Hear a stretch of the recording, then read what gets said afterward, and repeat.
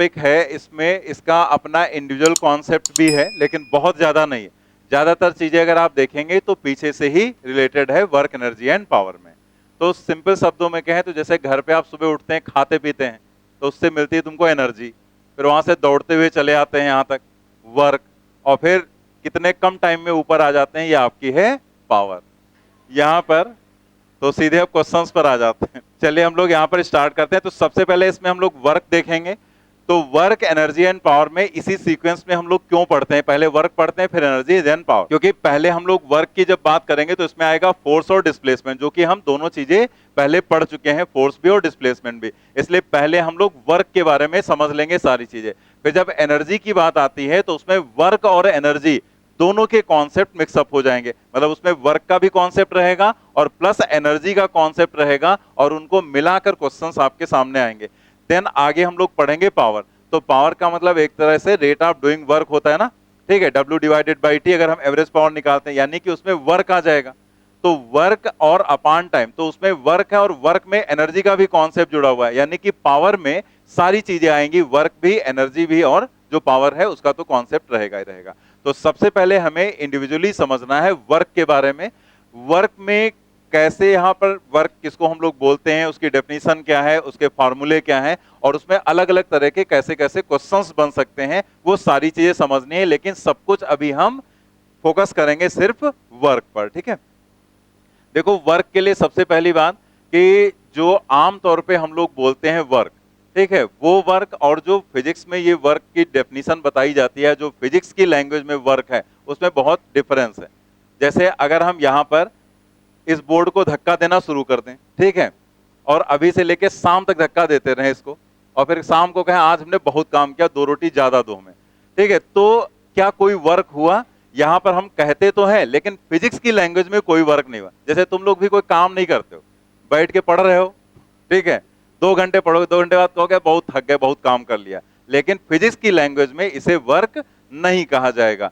तो फिजिक्स की लैंग्वेज में वर्क का सीधा रिलेशन है डिस्प्लेसमेंट से, ठीक है, कि वहां डिस्प्लेसमेंट हो रहा है या नहीं हो रहा है, और जो फोर्स है उसका नेचर क्या है।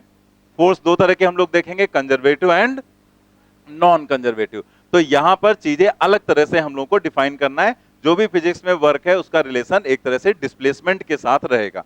तो और डिस्प्लेसमेंट और नेचर ऑफ फोर्स, मतलब फोर्स का नेचर वहां पर क्या है। तो हम लोग यहां पर समझते हैं, इसकी डेफिनेशन बहुत सिंपल है कि जैसे अगर हम किसी भी ब्लॉक को यहां पर रखें, या कोई भी बॉडी है, जैसे यहां पर रख दिया गया एक बॉडी, और इस पर एक फोर्स लगा दिया गया F, इस फोर्स को लगाने पर यहां पर जो डिस्प्लेसमेंट हो रहा है वो S के बराबर हो रहा है। मतलब इस ब्लॉक के ऊपर आपने एक फोर्स लगाया एट एन एंगल थीटा, और उसकी वजह से यहां पर डिस्प्लेसमेंट हुआ है S के बराबर। तो जो वर्क है उसको हम लोग कैसे डिफाइन करेंगे? W is equal to F dot S, ठीक है, W is equal to F dot S, इसी को हम लोग बोलते हैं वर्क। तो वर्क खुद में एक स्केलर क्वांटिटी है, लेकिन वो जिन क्वांटिटीज पर डिपेंड कर रहा है वो कैसी हैं? वेक्टर क्वांटिटीज हैं। फोर्स भी वेक्टर क्वांटिटी और डिस्प्लेसमेंट भी।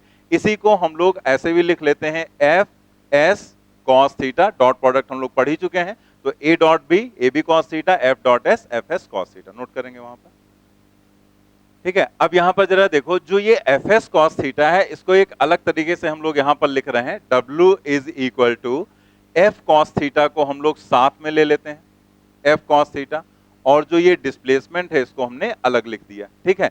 तो F cos theta into S. F cos theta अगर आप देखो तो अगर डिस्प्लेसमेंट इस डायरेक्शन में हो रहा है, तो जो एफ कॉस थीटा है वो इस फोर्स का वो कंपोनेंट है जो है अलोंग द डिस्प्लेसमेंट, डिस्प्लेसमेंट के अलोंग है ना। तो फोर्स, जो भी वर्क यहां पर है, तो वर्क को ये जो डिफाइन किया गया आपको याद होना चाहिए। जैसे हमने जब डॉट प्रोडक्ट पढ़ाया था तो आपको हमने बताया था कि जो डॉट प्रोडक्ट बनाया गया A dot B is equal to A B cos theta, वो ऐसे नहीं रैंडमली लिख दिया गया, कुछ भी लिख दो ए बी कॉस थीटा, तुम्हारा मन आया तुमने लिख दिया ए बी टेन थीटा, किसी का मन आया ए बी साइन थीटा लिख दिया, तो ये नहीं कर सकते। वो जो भी बनाया गया है उसका कोई रीजन है, और वो कहीं ना कहीं वो चीजें सेट होती हैं किसी दूसरे कॉन्सेप्ट पर। जैसे यहां पर है, अभी अगर हम एफ एस कॉस थीटा की वैल्यूज रखकर वर्क निकालें, जैसे मान लिया कोई फोर्स हमने लगा दिया यहां पर, किसी भी कोई भी वैल्यू हमने ले ली, और थीटा की वैल्यू यहां पर कुछ भी ले लिया, मान लिया फोर्स की वैल्यू हमने ले ली 50, लिखना नहीं है, और जो थीटा है यहां पर एंगल उसको हमने ले लिया 60 डिग्री, और जो डिस्प्लेसमेंट यहाँ पर हुआ वो 10 मीटर हुआ, ठीक है। तो अगर हम एफ एस कॉस थीटा यहाँ पर कैलकुलेट करें, एफ एस कॉस थीटा, तो वो आएगा 50 इंटू 10 और इंटू 1/2, कॉस 60 1/2 हो जाएगा, ठीक है। तो कितना आ जाएगा 250 जूल, ये आएगा ना। तो अगर प्रैक्टिकली आप इस चीज को निकालो, मतलब मैथमेटिकली नहीं, प्रैक्टिकली इस चीज को निकालो, तो अगर यही सिचुएशन आप सेटअप कर देते हैं तो 250 जूल यहां पर वर्क होगा, और अगर फार्मूले से निकालेंगे तो भी 250 जूल आएगा। इसका मतलब क्या हुआ कि ये जो फार्मूला है वो हमें इस तरह की सिचुएशन में वर्क निकाल के, यानी कि मैथमेटिकली वो हमें बता देता है कि यहां पर क्या होगा वर्क, ठीक है, या कितना वर्क आपको ऐसे इस चीज के लिए करना पड़ेगा, ठीक है। तो समझ गए ना। तो यहाँ पे जो भी आ रहा है या जो दिया जा रहा है वो कहीं ना कहीं लॉजिकल है, इलॉजिकल नहीं है, ठीक है। तो F cos theta into S हो गया। अब एफ कॉस थीटा क्या है, वो कंपोनेंट है फोर्स का जो है अलोंग द डिस्प्लेसमेंट, यानी कि हम यहां पर लिख सकते हैं एफ कॉस थीटा को component of force along displacement, component of force along displacement, ठीक है। डिस्प्लेसमेंट के अलोंग फोर्स का component, component of force along displacement, और इनटू क्या है डिस्प्लेसमेंट, इनटू डिस्प्लेसमेंट, ठीक है। मतलब यहां पर क्या हुआ कि वर्क में सिर्फ और सिर्फ वही फोर्स या वो फोर्स का कंपोनेंट शामिल होता है जो अलोंग द डिस्प्लेसमेंट होता है।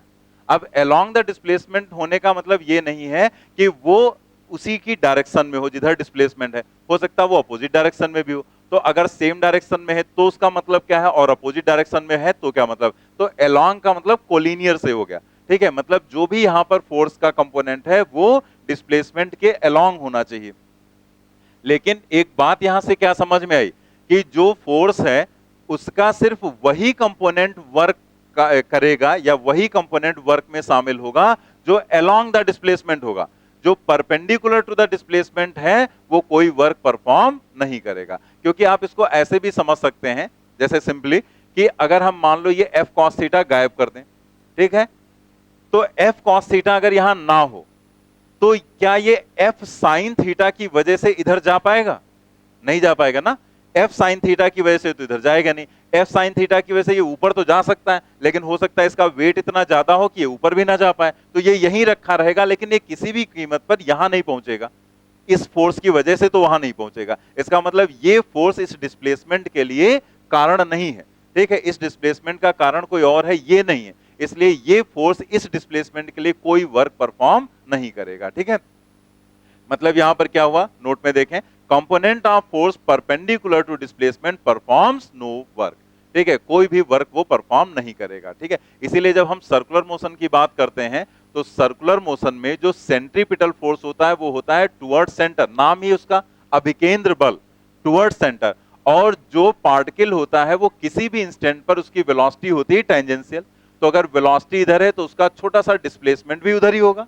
तो जो डिस्प्लेसमेंट और फोर्स है वो हमेशा कैसे रहेंगे, 90 पर। कहीं पर भी देखोगे, अगर मान लिया यहां पर पार्टिकल है या यहां पर है, तो यहां पर फोर्स इधर हो जाएगा और डिस्प्लेसमेंट इधर हो जाएगा, छोटा सा डिस्प्लेसमेंट, क्योंकि वेलोसिटी टेंजेंशियल रहेगी। यानी कि जो सेंट्रीपिटल फोर्स यानी कि अभिकेंद्र बल होता है वो हमेशा डिस्प्लेसमेंट के परपेंडिकुलर रहेगा। इसीलिए सेंट्रीपिटल फोर्स कभी भी कोई वर्क परफॉर्म नहीं करता। ये बहुत इंपॉर्टेंट क्वेश्चन है, लेकिन यहां पर तुम्हें लिखने की जरूरत नहीं, क्योंकि ये हम पढ़ेंगे आगे। बस ऐसे आ गया था तो आपको समझा दिया गया, ठीक है। बाकी ये सब हम आपको आगे बताएंगे। तो सेंट्रीपिटल फोर्स इसीलिए किसी तरह का कोई वर्क परफॉर्म नहीं करता है। तो यहां पर देखो लिख दिया गया, component of force perpendicular to displacement perform no work. कोई भी फोर्स अगर वो डिस्प्लेसमेंट के परपेंडिकुलर है तो किसी तरह का कोई वर्क परफॉर्म नहीं करेगा। दूसरा point, SI unit of work. SI unit क्या होती है वर्क की, जूल होती, हम सभी लोगों को पहले से पता है। सीजीएस यूनिट क्या होती है, अर्ग। हालांकि अभी सीजीएस यूनिट तो अब ज्यादा यूज नहीं करते हैं कहीं पर भी। एग्जाम में भी आपने देखा होगा बहुत वही सेंटीमीटर और ग्राम वगैरह भले यूज हो जाए, अदरवाइज सीजीएस यूनिट ज्यादा यूज नहीं होती। लेकिन फिर भी हमें पता होना चाहिए, बहुत बेसिक कन्वर्जन है, 1 जूल इज इक्वल टू 10⁻7 अर्ग। इसे नोट कर लेंगे। यहां पर कॉन्सेप्ट जो भी आपको समझाएं तो आप ज्यादा, जैसे होता नहीं, जैसे हम कुछ लिखना शुरू करते हैं कुछ लोग तुरंत लिखना भी शुरू कर देते हैं, तो ये छापने वाली जो प्रक्रिया है इसको थोड़ा सा स्लो यूज करो, ठीक है। पहले समझ लो, क्योंकि यहाँ पर अगर आप समझेंगे नहीं तो आपको कंफ्यूजन होंगे, क्योंकि कहीं पर वर्क पॉजिटिव हो जाता है, कहीं पर वर्क निगेटिव हो जाता है, अब आप उसी प्लस माइनस में झूलते रहोगे फिर। तो अगर आप समझे हुए होंगे तभी वो आप याद रख पाएंगे। अगर आपने समझा नहीं तो हमेशा आपको कंफ्यूजन होगा कि यहाँ प्लस क्यों हो गया, यहाँ माइनस क्यों हो गया। तो वो प्लस माइनस कोई बड़ी चीज थोड़े होती है, बस वो समझना है आपको कि कहां पर प्लस होगा, कहां पर माइनस, और प्लस का मतलब क्या और माइनस का मतलब क्या। इसलिए हम लिखने का प्रॉपर टाइम आपको दे देते हैं। इसलिए जब भी हम समझाया करें, पूरा फोकस आपका समझने पर होना चाहिए, क्योंकि यहाँ पर बहुत कुछ जुड़ने वाला है, और अगर पीछे का आपका प्रिपेयर नहीं है तो और भी प्रॉब्लम आपको होगी। क्योंकि ये जो चैप्टर है इसमें मोशन इन 1D से लगाकर फ्रिक्शन तक सारे कॉन्सेप्ट यूज होने हैं। ठीक है, मोशन इन 1D से लगाकर फ्रिक्शन तक, उसके पहले वाले कॉन्सेप्ट छोड़ दो, तो सारे कॉन्सेप्ट आपके दिमाग में होंगे, तभी आप चीजों को अच्छे से समझ पाएंगे। ठीक है, कहते ये तो बहुत मुश्किल काम है। ठीक है, हमें पिछले टर्न का याद नहीं रहता, बता रहे वहां से यहां तक सब यूज होना है। अब ये तुम्हारी प्रॉब्लम है, इसीलिए हमने स्टार्टिंग से आपसे कहा था कि ये सब जुड़ा हुआ है एक चेन में, जितना पढ़ाते जाओ उसको प्रिपेयर करते जाओ, वरना आगे की चीजें आपके लिए कॉम्प्लिकेटेड होती जाएंगी। तो हम लोग यहाँ पर आगे बढ़ते, नोट कर लिया ना आपने, दोनों पॉइंट भी हम लोगों ने समझ लिया। अब देखो ये जो यहाँ पर अभी आपको बताया गया, this is basic definition of work, मतलब वर्क को कैसे डिफाइन करना है। किसी भी बुक में भी देखेंगे तो आपको ऐसे ही डायग्राम भी मिल जाता है, इसी तरह से लिखा हुआ मिलेगा आपको। तो ये बिल्कुल बेसिक डेफिनेशन है। लेकिन जब हम कोई भी क्वेश्चन करेंगे तो वहां पर हमारे सामने अलग अलग तरह की सिचुएशंस आएंगे। जैसे फोर्स कांस्टेंट भी हो सकता है और फोर्स वेरिएबल भी हो सकता है। फोर्स कांस्टेंट है तब क्या करेंगे, तो ये जो बेसिक डेफिनेशन है ये कांस्टेंट फोर्स पर अप्लाई भी हो जाएगी, क्योंकि यहां पर हमने कोई फोर्स को वेरिएबल तो माना नहीं, तो फोर्स कांस्टेंट है तो यही कॉन्सेप्ट हम यूज कर लेंगे। लेकिन अगर फोर्स वेरिएबल है तब हम क्या करेंगे, तो आगे यहां पर हम लोग देखेंगे कि वेरिएबल फोर्स के लिए हम लोगों को यहां पर क्या करना है। ठीक है, तो वही यहां पर हेडिंग पड़ी हुई है कि अगर फोर्स वेरिएबल है तब आप यहां पर क्या करेंगे। ठीक, कुछ नहीं प्रॉब्लम है यहां पर, जस्ट जब वेरिएबल की कंडीशन है तो एक, जैसे यहां पर हमने एक रेफरेंस मान लिया, तो मान लेते हैं बॉडी अभी यहां पर रखी गई है और ये यहां से S1 डिस्टेंस पर है, मतलब इसकी ये पोजीशन हो गई, और इसे हमें यहां से लेकर जाना है कहां तक, S2 तक, मतलब इसे हमें यहां से यहां पहुंचाना है, और हम इस पर एक फोर्स लगा रहे हैं, और ये फोर्स कांस्टेंट नहीं है बल्कि वेरिएबल फोर्स यहां पर है। तो इसके लिए वर्क देखना, अब किसी इंस्टेंट पर मान लिया यहां पर एंगल कितना है, थीटा के बराबर, और ये जो डिस्प्लेसमेंट, छोटा सा डिस्प्लेसमेंट हमने दिया, और वो डिस्प्लेसमेंट कितना है, ds। तो अगर हम यहां पर वर्क निकालेंगे तो वो वर्क हो जाएगा F डॉट ds। ठीक है, F डॉट ds। लेकिन ये जो ds, F डॉट ds है, ये छोटा सा वर्क निकला ना स्मॉल डिस्प्लेसमेंट के लिए, लेकिन हमको तो इसे यहां से यहां तक ले जाना, और हम निकालने जा रहे हैं इसका टोटल वर्क। तो हम क्या करेंगे, इसी को इंटीग्रेट कर देंगे। हम लोगों ने सीखा था कि अगर हम थोड़ी दूर का वर्क निकाल लें तो इंटीग्रेट करेंगे, तो वैसे वैसे ही छोटे छोटे जो पार्ट हैं सारे वर्क हमें मिल जाएंगे, और अगर हम इंटीग्रेट कर देंगे तो वो सारे वर्क ऐड हो जाएंगे और हमें मिल जाएगा टोटल वर्क। लिमिट रखनी है आपको, लिमिट कहां से, S1 से हम स्टार्ट कर रहे हैं और कहां तक जाएंगे, S2 तक जाएंगे। ठीक है, तो हम ऐसे यहां पर लिख सकते हैं F डॉट ds, ये फाइनल फॉर्मूला हो गया, W equal to F dot ds S1 to S2, या फिर आप यहां पर लिख सकते हैं F ds cos थीटा, और यहां पर इंटीग्रेट कर देंगे S1 और S2। ठीक है, नोट कर लिया आपने। अब देखो जैसे ये तो आपको ऐसे फार्मूले के तौर पे बता दिया गया, लेकिन जब हम लोग क्वेश्चंस में आएंगे तो क्वेश्चंस में ये इस तरह से cos थीटा वगैरह यहाँ पर यूज नहीं करना पड़ता है। नॉर्मली जैसे आपको ऐसे दे देंगे कि जो फोर्स है वो यहाँ पर है 3s square plus 2s and plus 6, ऐसे दे दिया, और उसने कहा आपको वर्क बताना है क्या हो जाएगा, मतलब फोर्स को एज अ फंक्शन आप दिया गया है displacement, F is equal to 3s square plus 2s plus 6 दे, कुछ भी दे दिया है यहाँ पर, जैसे हम लोग कैलकुलस वगैरह में फंक्शंस देखते थे वैसे दे दिया, और उसने कहा वर्क निकालो। तो आपको करना क्या है, जस्ट आप यहाँ पर FDS ही लिखेंगे, बस FDS, क्योंकि जो भी वहां पर फोर्स दिया गया उसको इस तरीके से दे दिया गया आपको, तो हम ये मान के चलेंगे कि जैसे जो उसने दिया है वो डिस्प्लेसमेंट के हिसाब से दिया है, तो जो कंपोनेंट इधर होगा उसी को दे रखा है, और उसी का छोटा सा उसकी वजह से डिस्प्लेसमेंट जो होगा वो ds होगा, तो हम यही फोर्स की वैल्यू यहां रखकर जस्ट इंटीग्रेट कर देंगे। ठीक है, तो अगर ये ऐसा कुछ नहीं दिया गया तो उसके बारे में हमें कोई सोचने की जरूरत नहीं है, जस्ट हम यहाँ पर FDS लिखेंगे, और यहाँ पर ये जो वैल्यू है 3s square plus 2s plus 6 ds, और फिर मान लिया लिमिट उसने दे दिया कि 0 से लेकर यहां पर आपको 5 तक के लिए वर्क निकालना है, बस आप इसे इंटीग्रेट कर लेंगे और वर्क आपका आ जाएगा। अब आप सोचो अगर हम यहां तक पहुंच गए तो इसके बाद क्या है, इंटीग्रेशन ही तो है। आपको आ रहा होगा आपके लिए आसान है, आपको नहीं आ रहा होगा वही चीज आपके लिए कठिन हो जाएगी। तो हम लोग यहाँ पर इस तरीके से वर्क निकालेंगे। बाकी हम क्वेश्चंस हमने सब पर दे रखे हैं, जो कॉन्सेप्ट्स आपको यहाँ पर बताए जा रहे हैं सब पर क्वेश्चंस हैं, तो वो हम लोग देखेंगे। अब यहाँ पर देखो, जैसे अभी हमने जो लिखा था यहाँ पर फोर्स, उसको हमने लिखा इस तरह से। जो हमने यहाँ पर फोर्स लिखा वो हमने लिखा 3s square plus 2s plus 6 3 कुछ भी लिख दो आप, ठीक है, ऐसे हमने लिखा। तो इस क्वेश्चन को सॉल्व करने के लिए हमने इस कॉन्सेप्ट का यूज कर लिया। लेकिन मान लिया उसने आपको फोर्स दिया होता कुछ ऐसे, F is equal to 3x square, या मान लिया 3s स्क्वायर देता या x स्क्वायर, मान लिया उसने ऐसे आपको दिया होता 3x स्क्वायर आई कैप प्लस 2y जे कैप प्लस 5z स्क्वायर के कैप। अब उसने आपको ऐसे दे दिया होता कि ये फोर्स है और आपको बताना है वर्क डन क्या होगा, W बताना है, वर्क क्या होगा, और कुछ उसने दे दिया कि जबकि हम इस फोर्स का यूज करके बॉडी को डिस्प्लेस कर रहे हैं 1 2 4 से लेकर कहां तक लेकर जा रहे हैं, -3 6 9 तक। ठीक है, समझ गए ना कि उसने आपको, जैसे अब आप फिर से वापस आओ, जैसे उसने आपको एक कांस्टेंट फोर्स दे दिया, उसने कहा एक 10 न्यूटन का फोर्स है, उसको हम 60 डिग्री पर लगा रहे हैं, 10 मीटर तक गए, बताओ वर्क क्या होगा। तुरंत हमने एफ कॉस थीटा किया, आंसर आ गया। फिर उसने आपसे कहा कि आपको फोर्स दिया गया है 3s square plus 2s plus 6 और आपको वर्क निकालना है 0 से लेकर 5 तक। तो हमने इसको यहां पर रखा, इंटीग्रेट कर दिया 0 से 5, हमारा आंसर आ गया। लेकिन अगर उसने ऐसे दे दिया कि ये फोर्स है और आपको वर्क निकालना है, अगर इस फोर्स का यूज करते हुए हम एक बॉडी को इस पोजीशन से इस पोजीशन तक लेकर जाते हैं, अब बताओ वर्क डन यहां पर क्या होगा। तो इस तरह का जो क्वेश्चन होगा उसको हम कैसे सॉल्व करेंगे, तो यहां पर इनको हम लोग बोलते हैं कार्टेशियन कोऑर्डिनेट, मतलब जो सिस्टम हम लोग पढ़ चुके हैं ना एक्स वाई जेड का।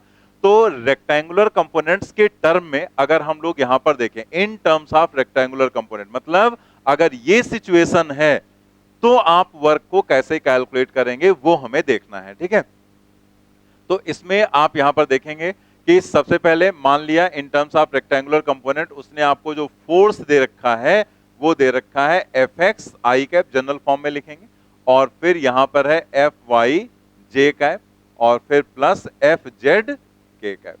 ठीक, ये उसने आपको दे दिया फोर्स और आपको निकालना है यहां पर वर्क। तो इसमें हमें डिस्प्लेसमेंट चाहिए, तो यहां पर डिस्प्लेसमेंट हम अपनी तरफ से अज्यूम कर लेंगे कि जो डीएस है, मान लिया ये फोर्स लगाया, तो चूंकि इसमें एक्स वाई जेड तीनों कंपोनेंट्स हैं, तो हम ये मान के चलेंगे कि वो मान लिया स्पेस में मूव कर गया। ठीक है, तो स्पेस में अगर वो मूव कर रहा है तो हम लोग स्पेशियल वेक्टर पढ़ चुके हैं ना, 3 डायमेंशनल वेक्टर। तो 3D वेक्टर जो होता है वो 3D वेक्टर के हिसाब से अगर डीएस है तो उसके अगर 3 कंपोनेंट करें तो एक्स वाई जेड होंगे ना, उसमें तीनों शामिल होते हैं ना। ए को हम कैसे लिखते हैं, A X I plus A Y J plus A Z K, तो हम डीएस को लिखेंगे यहां पर D X I cap plus D Y J cap and plus D Z K cap. मतलब हमने माना कि जो डिस्प्लेसमेंट उसका स्पेस में हुआ है उसको अगर हम एक्स वाई जेड में लिखें तो हम उसे कैसे लिख सकते हैं, D X I plus D Y J plus D Z K cap. ठीक है, अब हमें वर्क निकालना है तो हम लोग यहां पर वर्क निकालेंगे, तो W इज इक्वल टू हो जाएगा F डॉट ds। ठीक है, ऐसे यहां पर हो जाएगा F डॉट ds, इसी को हमें इंटीग्रेट करना है। तो जब हम इसे इंटीग्रेट करेंगे तो हम लोग कैसे लिखेंगे, W इज इक्वल टू हो जाएगा F डॉट ds। ठीक है, और फिर इसी को हमें इंटीग्रेट करना है। तो आप देखो यहां पर कि जब हम इसे इंटीग्रेट करके लिखेंगे तो पहले F डॉट ds कर लेते, तो हमें पता ही डॉट प्रोडक्ट क्या होता है, आई को आई के साथ, जे को जे के साथ, के को के के साथ। तो हम लिखेंगे यहां पर F X D X plus F Y D Y and plus F Z D Z. ये हो गया यहां पर। अब इसे इंटीग्रेट करना है, तो चूंकि एक्स वाई जेड है तो अभी आपको हमने पीछे क्या बताया था कि यहां से हम यहां ले गए, तो ये क्या होगा x, ये क्या होगा y, ये क्या हो गया z। तो हम इसको बोल सकते हैं x1 y1 एंड z1, और ये x2 y2 एंड z2। तो हम कहां से इंटीग्रेट करेंगे, x1 y1 एंड z1 से x2 y2 एंड z2। यहां तक ले जाएंगे और इसको इंटीग्रेट करके हमें आंसर मिल जाएगा। ठीक है, तो ये हमारा हो जाएगा फार्मूला यहाँ पर। अब आप देखो इस फार्मूले को याद रखना कोई मुश्किल काम नहीं, ये है वही। ठीक है, f इंटू डी एस ही तो है, बस इसमें x y z तीनों आ गए, तो F X D X, F Y D Y, F Z D Z, और x1 y1 z1 से x2 y2 z2 तक। तो जब आप इंटीग्रेट करेंगे तो कोई चीज बदलेगी नहीं, वैसे इंटीग्रेट करना है जैसे आपको पीछे बताया गया। बस आप लिमिट रखेंगे तो भी वैसे रखेंगे, पहले अपर लिमिट, तो जहां x हो वहां x2 रख दो, जहां y है वहां y2 रख दो, जहां z है वहां z2, फिर माइनस का साइन लगाएंगे, और फिर लोअर लिमिट रखेंगे, जहां x है वहां x1, जहां y है y1, z है z1, और फिर आप उसको सॉल्व कर लेंगे। तो क्वेश्चन इस पर भी हमने दे रखा है, हम लोग सब क्वेश्चन हर एक पर करके देख लेंगे, नोट करेंगे पहले।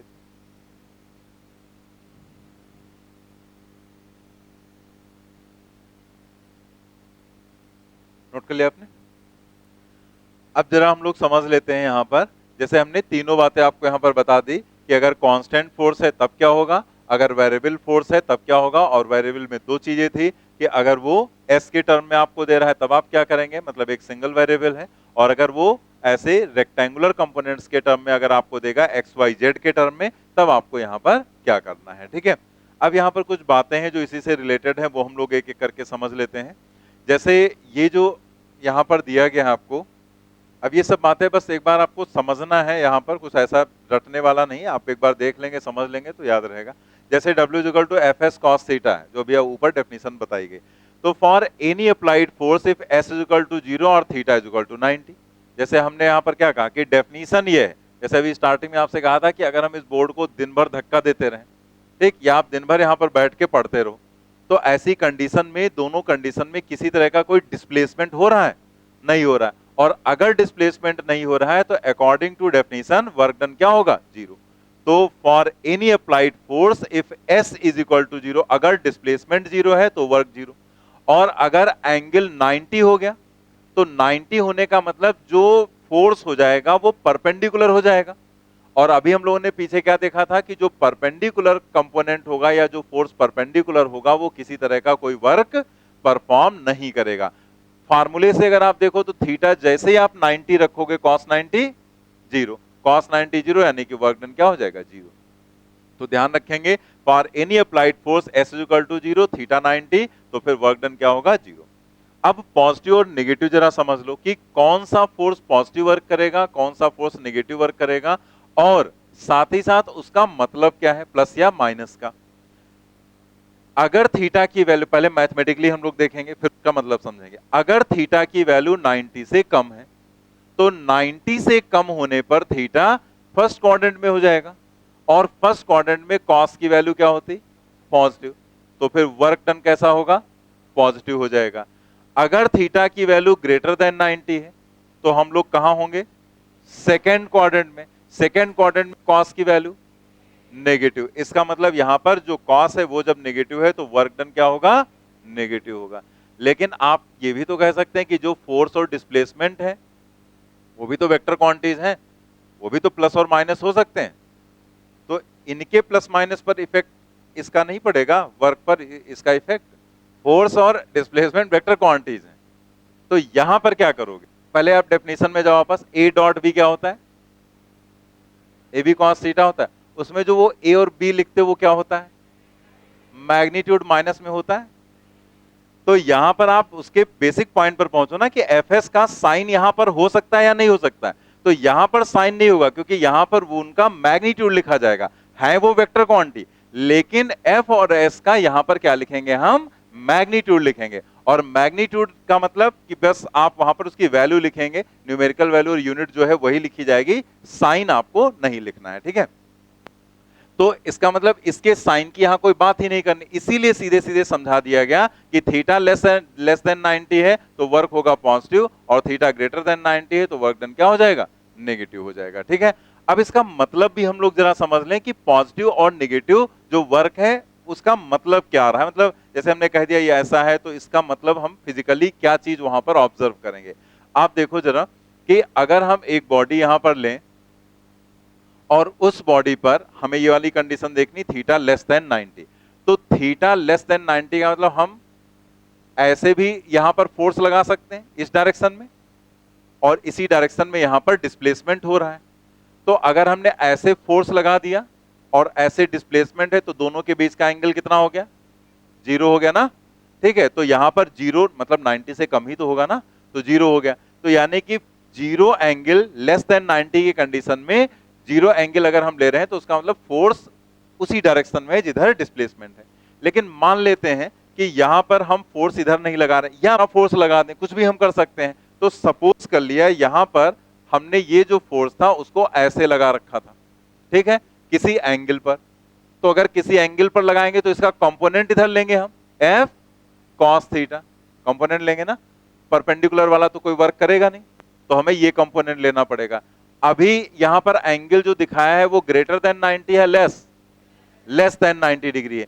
तो इसका मतलब अगर एंगल लेस देन 90 डिग्री है तो या तो पूरा का पूरा फोर्स डिस्प्लेसमेंट की डायरेक्शन में होगा जैसा हमने पहले दिखाया था, और या फिर उसका कोई कंपोनेंट डिस्प्लेसमेंट की डायरेक्शन में होगा। अगर ऐसा है तो वो फोर्स पॉजिटिव वर्क ही करेगा 100%। ठीक है, मतलब या तो वो पूरा का पूरा फोर्स इधर हो और या उसका कोई कंपोनेंट इधर हो। तो इसमें थीटा 90 से कम है तो वर्क निकालोगे तो प्लस आएगा, और अगर थीटा 0 होता तो भी वर्क प्लस ही आता क्योंकि cos 0 1 होता है। यानी कि अगर आपसे कोई कहता है कि एक फोर्स है जो पॉजिटिव वर्क कर रहा है तो आप क्या कहेंगे कि या तो वो फोर्स डिस्प्लेसमेंट की डायरेक्शन में होगा और या उसका एक कोई कंपोनेंट डिस्प्लेसमेंट की डायरेक्शन में होगा। मतलब अगर वो पॉजिटिव वर्क कर रहा है तो थीटा की वैल्यू 100% 90 से कम होगी। समझ में आ गई बात? यही चीज अगर ग्रेटर देन 90 है तो मान लिया ग्रेटर देन 90 का मतलब यहां पर क्या हो जाएगा, इसी को आप ऐसे समझ लो कि अगर ग्रेटर देन 90 है तो उस कंडीशन में क्या होता है कि सपोज कर लिया यहां पर एक बॉडी हमने रखी और इस पर हमने फोर्स लगाया, इसका डिस्प्लेसमेंट हो रहा है इस डायरेक्शन में, ये डिस्प्लेसमेंट हो रहा है। अब ये यहां से यहां तक कैसे जा रहा है हमें उससे मतलब नहीं, क्योंकि किसी बॉडी पर क्या एक ही फोर्स लग सकता है, आप जितने फोर्स लगाना चाहो लगा दो। इधर मान लिया हमने कोई फोर्स लगाया और इसको हम इधर ले जा रहे हैं, इधर की तरफ हमने किसी भी तरह का कोई फोर्स लगाया, चाहे हम ऐसे लगा दें तो वो इधर की तरफ F0 की वजह से जा रहा है यहां पर। लेकिन उसी समय F0 जब लग रहा था तो उसी समय हमने इस बॉडी के ऊपर एक और फोर्स लगा दिया इधर अपोजिट डायरेक्शन में, और इसको हमने कह दिया, मान लेते हैं फ्रिक्शन फोर्स भी तो ऐसे लगता है ना, तो मान लिया फ्रिक्शन फोर्स है या कोई भी फोर्स F है। तो अब अगर ये इधर की तरफ जा रहा है और F उसके जस्ट अपोजिट है तो एंगल कितना होगा, डिस्प्लेसमेंट और इस फोर्स की बात की जा रही, ये तो हमने ऐसे दिखा दिया कि इसकी वजह से वो उधर जा रहा है। ठीक है, मतलब जो भी नेट फोर्स होगा उसकी वजह से जाएगा, तो ये इधर जा रहा है, उसका रीजन क्या है उसे हमें कोई मतलब नहीं। हो सकता है हम ये भी ना करें, हम फोर्स ना लगाएं, हम इसको एक वेलोसिटी दे दें, उस वेलोसिटी की वजह से वो उधर चला गया। ठीक है, कुछ भी हो सकता है। तो ये इधर से इधर कैसे गया हमें उससे कोई लेना देना नहीं, बस हमें क्या करना है, हमें इस फोर्स के बारे में एनालिसिस करनी कि ये फोर्स अगर ये बॉडी यहां से यहां जा रही है तो ये जो ग्रीन से दिखाया गया फोर्स है ये फोर्स यहां पर कैसा वर्क करेगा। तो इस फोर्स का डिस्प्लेसमेंट के साथ एंगल कितना बनेगा, 180, और 180 जब रखेंगे cos 180 क्या होता है, यानी कि निगेटिव वर्क करेगा। तो निगेटिव वर्क में क्या होगा कि जो फोर्स है वो डिस्प्लेसमेंट के अपोजिट है, या तो ये कंडीशन होगी बिल्कुल अपोजिट, और या फिर ये भी तो हो सकता था कि हम इसको कोई वेलोसिटी दे दें, इसकी वजह से इधर जा रहा है, लेकिन ये फोर्स ऐसे ना लगाकर हमने इसको किसी एंगल पर लगा दिया था। ठीक है, यहां पर किसी एंगल पर हमने ऐसे इसको लगा दिया था, ठीक है, और मान लेते हैं ये एंगल कुछ भी है 30 डिग्री मान लिया हमने। ठीक, तो इसकी वजह से जो इधर का कंपोनेंट आएगा वो कंपोनेंट क्या आएगा, F cos 30, और दूसरा परपेंडिकुलर, तो परपेंडिकुलर जो डिस्प्लेसमेंट के वो तो वर्क करेगा नहीं, ये F cos 30 वर्क करेगा। तो ये जो F cos 30 है ये अभी भी कैसा वर्क करेगा, माइनस में, क्योंकि ये अपोजिट है ना डिस्प्लेसमेंट के। अब आप देखो 30 हमने ये लिया है, लेकिन जो एंगल होता है वो फोर्स और डिस्प्लेसमेंट के बीच का होता है, तो ये तो हमने ऐसे अपने कंपोनेंट करने के लिए ले लिया, लेकिन वास्तव में अगर आप देखें तो डिस्प्लेसमेंट इधर हो रहा है, फोर्स ये है, एंगल देखो कितना है, 90 से बड़ा है। तो 90 से बड़ा होगा तो फोर्स का जो कंपोनेंट पड़ेगा वो अपोजिट हो जाएगा ना डिस्प्लेसमेंट के, अपोजिट हो गया, या तो पूरा का पूरा फोर्स अपोजिट होगा और या उसका कोई कंपोनेंट अपोजिट होगा। यानी कि अगर आपसे कहा जाए कि एक फोर्स है वो नेगेटिव वर्क कर रहा है तो आप उससे क्या कंक्लूजन निकालोगे कि या तो वो डिस्प्लेसमेंट के अपोजिट होगा और या उसका कोई कंपोनेंट डिस्प्लेसमेंट के अपोजिट होगा, इसीलिए वो नेगेटिव वर्क कर रहा है। बात समझ में आ गई ना? तो हम लोग थ्योरेटिकल क्वेश्चंस के लिए भी ऐसे प्रिपेयर रहेंगे कि पॉजिटिव या नेगेटिव का मतलब क्या है। तो ये बातें यहां पर लिख दी गई हैं। डायग्राम नहीं बनाया गया, डायग्राम की कोई जरूरत नहीं थी, तो वो तो मैंने ऐसे समझाने के लिए यहां पर दिखा दिया था। इसको हम हटा देते हैं अभी। तो दोनों चीजें आपको यहां पर बता दी गई हैं और वो दोनों चीजें यहां पर लिख दी।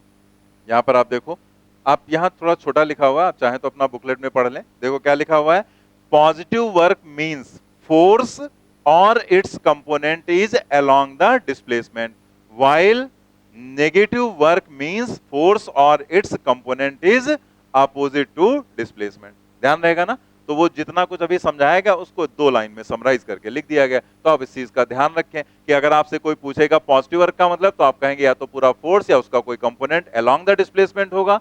नेगेटिव अगर कोई वर्क कर रहा है फोर्स, तो आप कहेंगे या तो वो पूरा का पूरा फोर्स अपोजिट होगा डिस्प्लेसमेंट के, या उसका कोई कंपोनेंट अपोजिट पड़ेगा, इसलिए वो नेगेटिव वर्क कर रहा है। और अगर डिस्प्लेसमेंट के कोई फोर्स परपेंडिकुलर आ रहा है तो वर्क डन क्या करेगा? जीरो वर्क डन करेगा। ठीक है।